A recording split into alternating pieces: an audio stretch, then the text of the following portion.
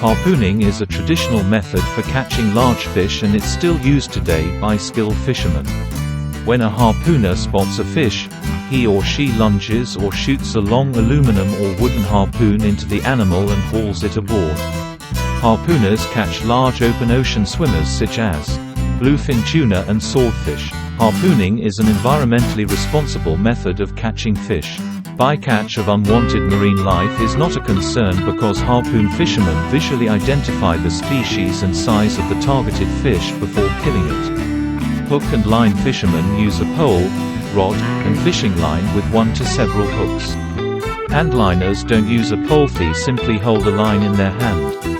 To attract fish, hook and liners use artificial lures or bait, jigging, or jerking the line to simulate the motion of smaller fish.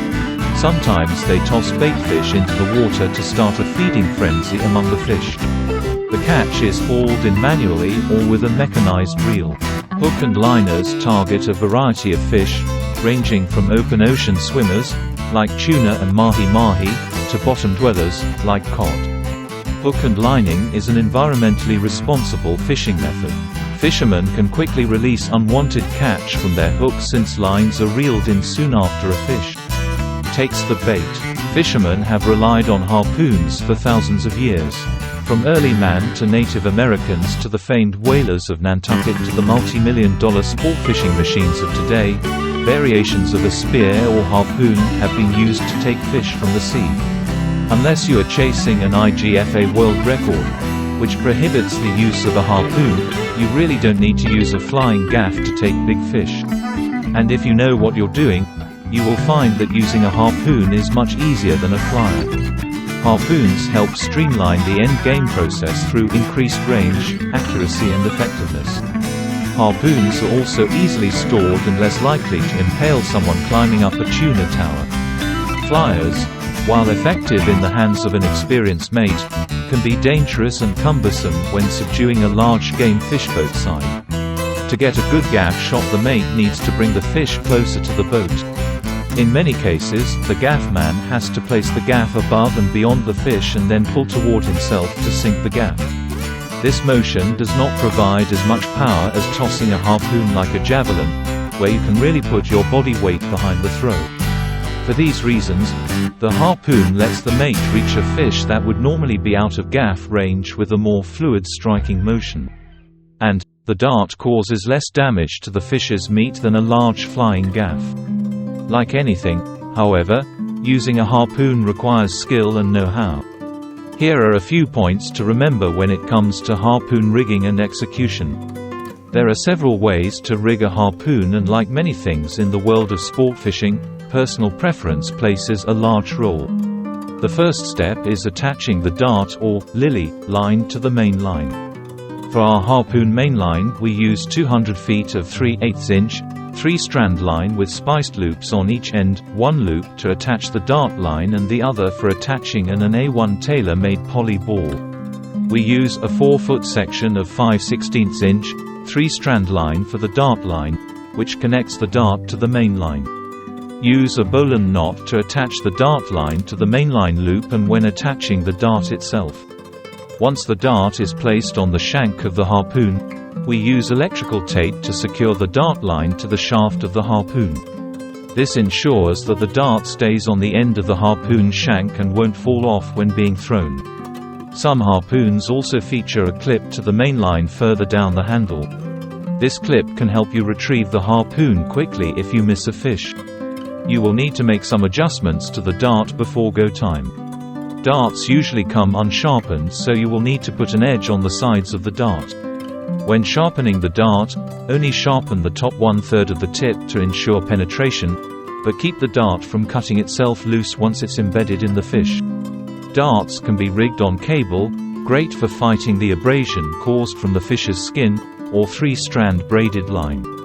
Use a basket or box to store the coiled harpoon line and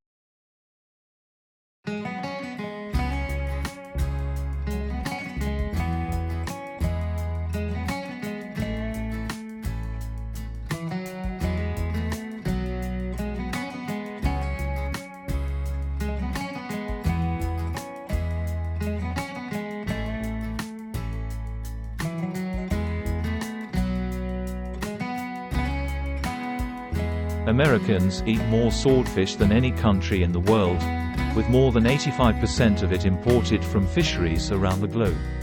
Unfortunately, the fishing gear currently used for swordfish can have high rates of bycatch, meaning that it accidentally catches vulnerable, non-target species like sea turtles. Atlantic swordfish are found on both sides of the Atlantic Ocean. They are known to spawn in the warmer waters of the Straits of Florida and farther south, to the east to the waters of the Mediterranean Sea. As the fish get larger, they start to migrate up the eastern seaboard along the continental shelf. Many pass south of the vineyard headed to the fishing grounds of Georges Bank and the Grand Banks in the spring and summer. While the harpooning of swordfish was the principal way people harvested the fish more than 50 years ago, it has been largely supplanted by the introduction of longlining. The longlining technique involves using thousands of baited hooks attached to one monofilament line that extends for miles. The line would be set at night and tended in the morning. Longlining may be the most effective way to catch swordfish, but it is also the least environmentally friendly, resulting in unintended catches of a lot of other animals, including sea turtles, marine mammals and underage swordfish. As the population of swordfish declined, there were less swimming south of the vineyard. By the 1980s, fishermen were going out as far as Georges Bank to look for fish. And they employed the help of airplane pilots who would fly over the waters looking for the fish. For that reason, Gregory Mayhew and his brother Jonathan have always shunned using longline fishing out of principle.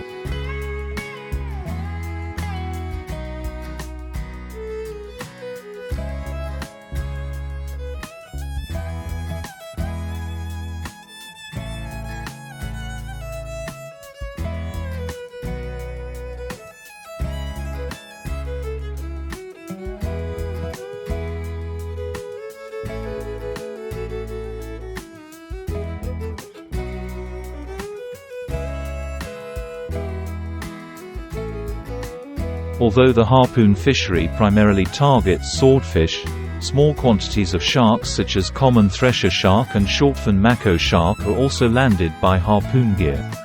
The harpoon fishing season typically begins in May, peaks during the summer, and ends in December, existing during the months of calm sea conditions that harpoon fishing generally requires. Fishing is usually concentrated off San Diego in the Southern California Bight early in the season, and shifts to areas as far north as Oregon later in the season, especially in El Niño years. Swordfish are usually sighted basking at the surface of the water in sea surface temperatures between 12 to 26 degrees Celsius. During El Niño years, the range of water temperatures where the majority of swordfish sightings occur narrows and favors warmer temperatures between 20 to 22 degrees Celsius.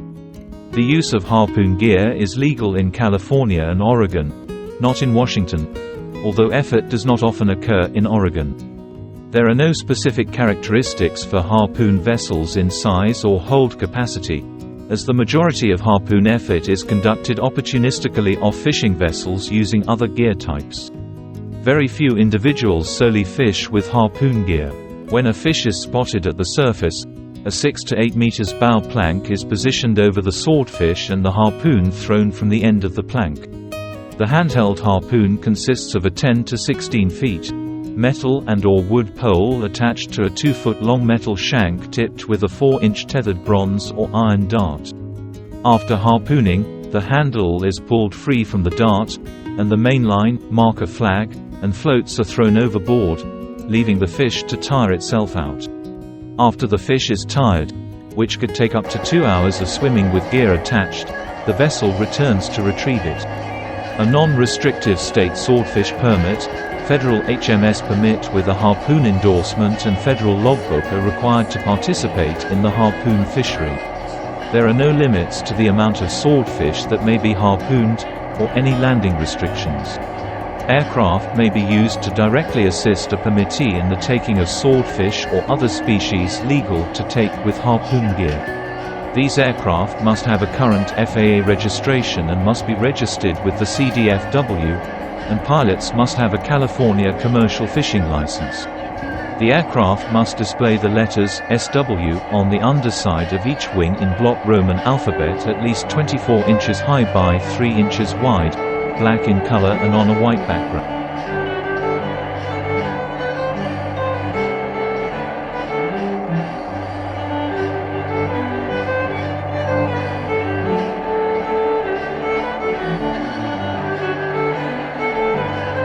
Sitting in 500 meters of water on the edge of a canyon off Malakuta in Victoria's east with my good friends Risha Bella and Julian Coyne, we had just sent our very first bait down to the bottom for a daytime swordfish. The heavy weight used to reach the bottom of what seemed like an endless deep had no sooner broken away than the line pulled tight and the short stroker in the rod holder bounced, registering the slightest of bumps up the line. Richie's voice raised in excitement with, "We're getting bites. Get ready," and as he grabbed the line to feel what was going on below, I took off my jumper and clipped into the equalizer harness. At this point the line was pulled from Richie's grip and line peeled off the reel. From there I pushed the lever up and began winding into a heavy weight, which I was sure would be just a big shark. I concentrated on getting line back and keeping it tight as my unseen adversary kept angling up towards the surface. At the point where it all went really tight, the fish stopped about 100 meters from the boat, gave a few massive head shakes, then decided to steadily dive back down to about 300 meters. I was seriously wishing I hadn't grabbed the rod as I became aware of the laborious task that lay ahead, but I was ecstatic at the prospect. This could be a broadbill swordfish, and everything about the fight so far had the attributes of a swordfish and not a shark. An hour and a half later a big sword popped to the surface and all three of us screamed with excitement. This was a great fish that went 135 kilograms. To say the three of us were happy was an understatement. We went out again the following day and were able to back it up with a pair of swordfish that weighed 65 and 69 kilograms. Unfortunately, the second fish came up dead, so we had to keep it. This all happened only 5 days after my mate Matt Porter had landed Victoria's first official rod and line caught sword out of lake's entrance. Could it be that Victoria is going to become the place for daytime swordfish on Australia's mainland? If recent weeks have been anything to go by, I think it's fair to say yes. While the last few weeks of April have seen Tasmania's east coast stamp its authority as the place for numbers of huge swordfish, Victoria is nipping at its heels with very few boats making some great catches in a very short time. So far my own crew has landed 2 swords over 120 kilograms, one of which we managed to film for the upcoming series of Fishing Edge. And nothing could top the excitement of Matt Porter's second swordfish, which dragged the scales down to 255 kilograms. I think it's safe to say, as articles like this find their way into the fishing media and more anglers learn how to target them, we'll be very surprised at what unfolds over the coming years. In the past, targeting broadbill was thought of only as a nighttime proposition. The thinking was that broadbill would rise to the surface to feed from the depths, so it was a form of fishing that only the super keen few were willing to attempt. Cold dark nights and rough seas aren't a comfortable combination for anybody. Thankfully, the development of daytime techniques proved that by getting your baits down to where the swordfish reside, you could catch them under a warm sun. With hindsight, it really isn't surprising they feed at all hours, as most of them carry a lot of weight for their size, which indicates that eating isn't something that happens at a specific time. Targeting broadbill during the day is by no means new. Crews in Florida and South Africa have been refining daytime techniques for many years. In more recent years, places such as New Zealand and of course Tasmania have adopted these techniques, with Tasmanian anglers such as Leo Miller proving that catching swordfish in daylight hours in Australia, and bloody big ones, is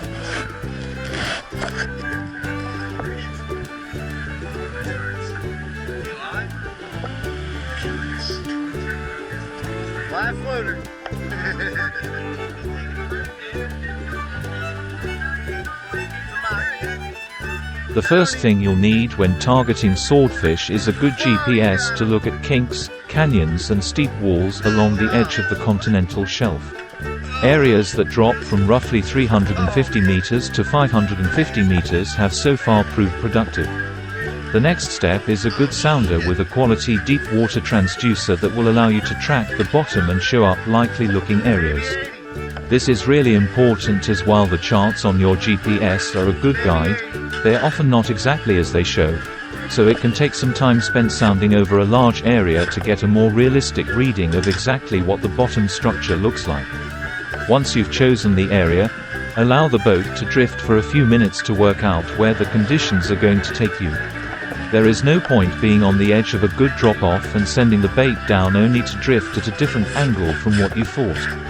The rig required for targeting swordfish is a little bit involved, and it's here that everything needs to be perfect.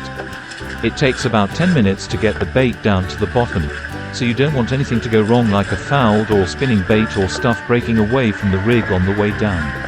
The rig I have been using consists of a 50W or 80W game reel loaded with 80 pounds braid and a 100 meters mono top shot of 80 pounds. This ends with a wind-on leader of 300 pounds connected via a cat's paw knot to a 300 to 400 pounds leader about 8 feet long, which I then crimp to a J-hook to suit the bait size. I wouldn't use anything less than 10/0. With the baits being down in the dark depths, lights are necessary to attract the broadbill. We have been attaching a Lindgren Pitman electrolume light on the wind-on leader. This attaches easily with the clip on the light, and we then tie a smaller diamond light 6 feet from the bait via a heavy-duty rubber band. While I personally like to use these lights and have had success with them, many anglers have great success with big Silume light sticks. As for the bait and hook system, there are many different baits you can use, but we have been putting our faith in arrow squid as they are the #1 food source for swordfish on a daily basis. Other top baits are gemfish, blue grenadier, or even just the belly flaps of tuna, kingfish or dolphinfish. All these are thin, so they flow nicely in the current, and they are tough baits that will stay on the hook and withstand a broadbill striking at them with his large sword-like bill. Baits need to be well stitched up with wax thread to deal with the water pressure at that depth and the beating from a big sword. Finally, a lot of anglers are running a luminescent skirt over the bait to provide some added attraction. As for the hook, the verdict is still out, with some anglers preferring circle hooks and others standard J patterns. My own success has come on J hooks, but I'm keen to experiment with circles. In order to send your bait down to the depths, a heavy weight is required, and it's a weight that you're going to break off once you've reached the desired depth. Therefore, you don't want to be using lead, as it's litter and will cost you a lot of money. Instead, the best thing to use is a rock. You need to use fairly light line, about 25 pounds, and spend some time wrapping it around the rock and tying it off. You want the leader from the sinker to be about 10 meters long, which you attach to the bend in the J-hook with a uni knot. The rock and the following rig, including your bait and lights, are sent to the depths. Once you've reached the desired depth, you need to jerk on the rod in order to break off the rock, allowing the bait to drift naturally until a swordfish homes in on the bait. It's at this point you may wonder how a fish is going to find your bait down there where it's extremely dark. Richie described it best when he said to imagine it like a farmhouse in the middle of the bush, with no other lights around, that you can see for miles. The same would go for the glowing or flashing lights attached to your rig. It's going to pull these super predators in from a long way. It definitely seems that a bite from a swordfish can vary greatly, from a tap-tap bite like a whiting through to the other extreme where the rod loads up and the fish takes line. In saying that, it does seem from my experience and from speaking with a lot of anglers that once they're hooked, most broadbill will head for the surface, so at this point it's a matter of doing a lot of winding to catch up with the fish. Once tight, the fight can vary from a slow, heavy weight to an out-of-control, very angry animal, so be prepared for either, and just because it may have come up easily doesn't mean it's not big, with several of the really large ones in Tassie deciding to go